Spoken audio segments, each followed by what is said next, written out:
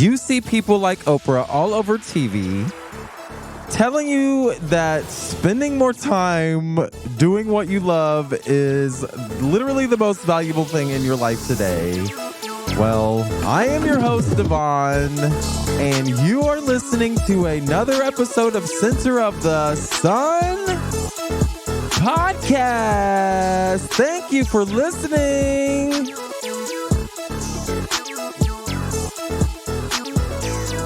This is how spiritual healing works. Work.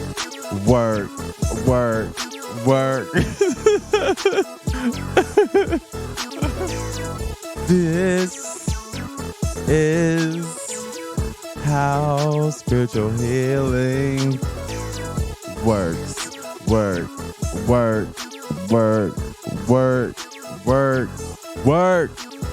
Okay, you've heard Oprah say things like this, like time is a gift you can give yourself daily. Spending time, in the present, let going of your ego. Spending time with me right now, like it's a process, like the soul is in a process or whatever. But why do you feel stuck in your process? Why don't you have any more inspiration? Like, why are you losing awareness of the esoteric world around you? I don't understand. You keep scrolling through Cardi B's Instagram stories. I don't know. Distracting yourself from realizing how long it's been since you were actually happy. I said it. Yeah, I did. And there's no amount of seafood that woman can fucking eat to take your mind off of the real and the dark and the cold world. These virtual strolls you keep taking down the warm and worn corridors of Cardi B's grandma's house are only temporary. And you've gotten too used to these fake smiles. And you keep telling yourself that they are probably all you will ever know in terms of emotion. Probably. You keep ignoring the large, colorful signs, bling, bling, that you're just a pathetic, grungy, disposable prop that no one cares for in the fucking first place. Go to hell. You hug pillows at night, wishing with all of your heart that these were fucking people instead. You have dreams, but right now you're tired. You're too tired to chase them. And that's because they're out of reach. And there's not a damn thing you can do to fix it. You are constantly being told. You're constantly being told to swallow your feelings like an entire pack of Halls, blue Halls cough drops and move along with your fucking day. Man up and gulp. But they only see what you're doing, not why you're doing it. It's not that you've never experienced happiness. You just can't remember what it feels like. Real joy or contentment. All you feel right now is vast emptiness. You do all the right things. Clean up the house, shower, exercise, eat healthy. None of it matters. Maybe you're dead inside. You keep going through the motions of living, making people think you're doing a lot better. The reality maybe is that you are dead inside.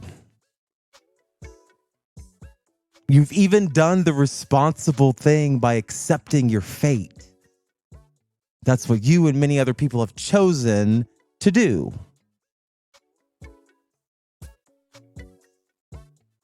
Accept the fate that you are being controlled by forces outside of your control.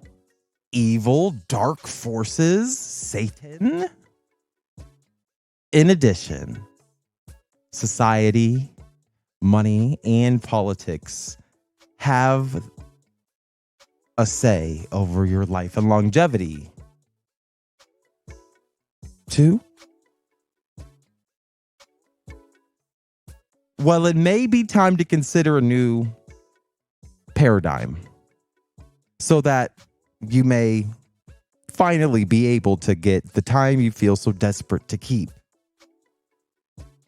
Where do you start? Well, you do not possess the skills to handle your emotions right now because spirituality is such a fucking taboo topic for you. Not if you're a Christian or if you're straight, but like if your beliefs go against the status quo. People will argue you down on Twitter. They won't stop. And you likely accept your internet fate as well. So you should find a new framework to deal with or to work with. Maybe. You can do this by focusing on the unknown parts of you, the esoteric energy system. It's controversial, but what do you have to lose if you feel dead inside already? You have the ability to negatively affect the world right now with your thoughts. Why don't you explore the ways in which you can make a positive impact? There have been several legitimate scientists who have broken down the need for further discussion into the aspects of humanity that make us all unique. And there was a lot of research about the physical sciences, and in recent years, a reintroduction into the esoteric or occult sciences. There is a simple fact about the topic today. There are entire cultures around the world that believe in the practices I'm going to describe. Legitimacy is in the eye of the beholder, and the gag is that you have to believe anyway. You have to believe something. A group of scientists, John Aston, Elaine Harkness, and Edzard Ernst, all MDs and PhDs, looked at several data regarding the efficacy of a topic called spiritual and distant healing with nearly 3,000 participants. They looked at different forms of spiritual healing, including prayer and other forms of non-touch therapies. They concluded, quote, spiritual energy, or spiritual healing rather, is a broad classification of approaches involving the intentional influence of one or more persons upon another living system without utilizing known physical means of intervention, end quote. They go on to say that although it does not necessarily, quote, imply any particular belief in it or referral to a deity or higher power, distant healing encompasses spiritual healing, prayer, and their various derivatives, and have defined as a conscious, dedicated, active meditation and mentation attempting to benefit another person's physical or emotional well-being at a distance, end quote. Then the scientists go on to say that, quote, distant healing includes strategies that purport to heal through some exchange or channeling of supraphysical energy, end quote. So when is spiritual healing used? It is used in the following activities: therapeutic touch, Reiki healing, and external Qigong. You do not need to be near somebody to feel the effects of spiritual healing or even prayer. So do you believe in prayer? These scientists say that, quote, prayer, whether directed toward health-related matters or other areas of life, includes several variants: intercessory prayer, or asking God or the universe or some higher power to intervene on behalf of an individual patient; supplication, in which one asks for a particular outcome, or non-directed prayer, in which one does not request any specific outcome. For example, thy will be done. So what do you think spiritual healing is used for? Please comment. Send your comments to host@centersun21.com. In these studies, the scientists discovered that spiritual healing was used in clinical settings for various ailments like burns, experimentally induced puncture wounds, anxiety before surgery, alcohol abuse treatment, cardiovascular disease, tension headaches, post-surgery pain, institutionalized elderly people, osteoarthritis of the knee. So why do you even think spiritual healing is important? Well, out of all of these studies, scientists observed positive treatment effects in most of them. And they made sure the studies they pooled all went by, similar criteria, and that there was enough fairness in the data. Like, was there even a placebo? Can spiritual healing work? In some of the studies, healing was accelerated for unknown reasons, other than because people wanted it to happen. That's how you know something works. You have evidence of it. In many cases, the positive and negative effects and the evidence of it were equal. Scientists in the European Journal of Integrative Medicine wrote up another study regarding the effect of spiritual energy on an illness they can't treat called irritable bowel syndrome. And there's conventional treatment, but doctors compared that treatment to a conventional treatment they added to spiritual healing sessions to see if it would make a difference. So many people had a decreased quality of life already as a result of having to run to the bathroom with painful diarrhea all the time. And I would imagine some spiritual healing wouldn't have hurt them either way.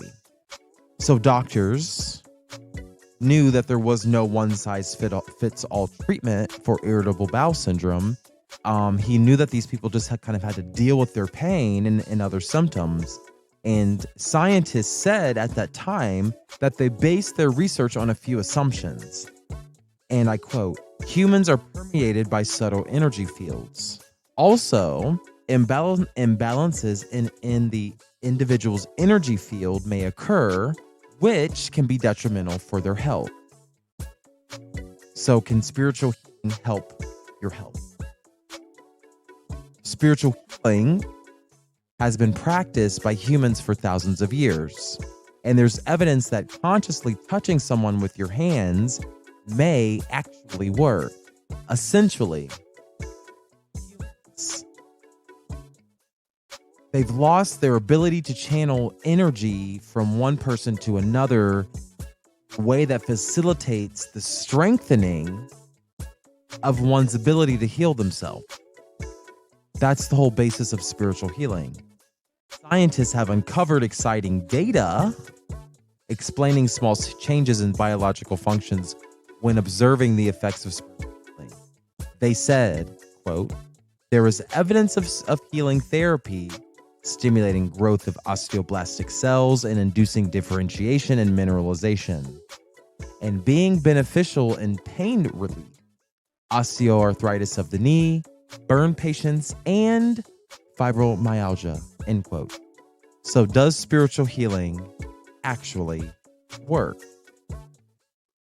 It's not quite time to jump for joy. Sorry.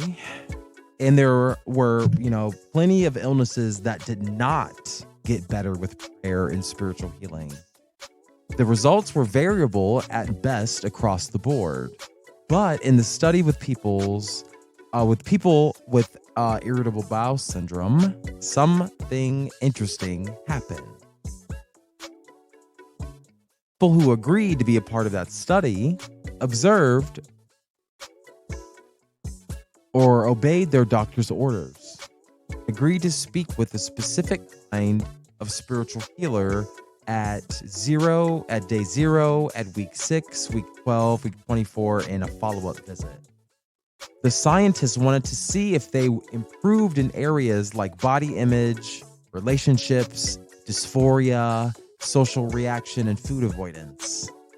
They concluded that the group that added the spiritual healing to their conventional therapy had a better quality of life. overall, they improve the quality of life on a standard measurement. They also said that they were able to maintain their quality of life in the areas of like exercise and increased social interactions for up to 24 weeks. Scientists also suggested that it may not have been the healing itself that improved the patient's lives, but it improved their perception, the improved perception of the ailment. I would imagine patients stopped feeling so trapped because they believed in something bigger inside themselves that bear the pain. Just like with emotional distress and anxiety, it's hard to conceptualize a part of you that is not hurting or could take on more pain. You default to thoughts like, I must be dead inside, because it's easier to ignore the reality of pain.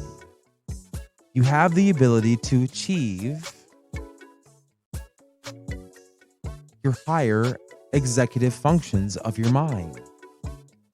These functions are beginning to be the topic of more scientists every day, and you may want to pay attention, okay? There's another man, his name is Dr. Carl Kalaman, and he studied the Mayans and the Mayan calendar and the pyramids, and he said multiple times that ancient civilizations have left behind evidence that energy is what is ruling our environment and ultimately us.